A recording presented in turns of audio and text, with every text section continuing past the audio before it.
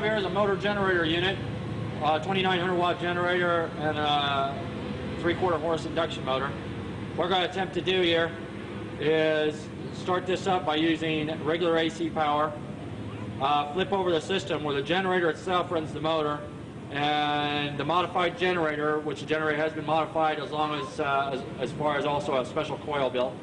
The generator itself will be enough power to run both a 14 amp bench grinder and 16 amp drill press.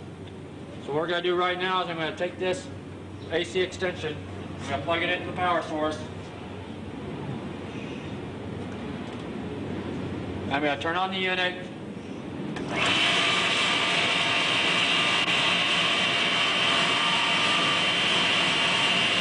I'm going to switch over the unit to the generator source itself.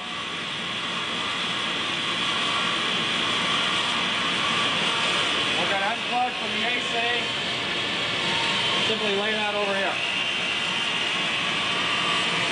I'm going to take a 14 amp bench grinder, now plug into the generating system. I'm going to start the grinder.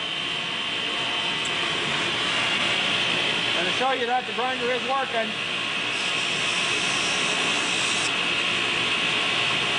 alright?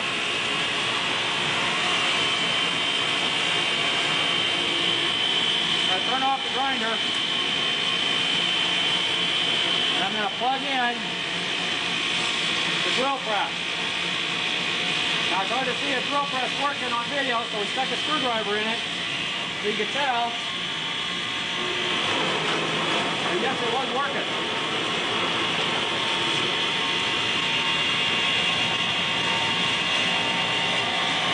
Now unput the drill press. To shut off the unit, we simply DC the power from the generator to the motor. Like this. Now this generator has enough power to run this motor barely.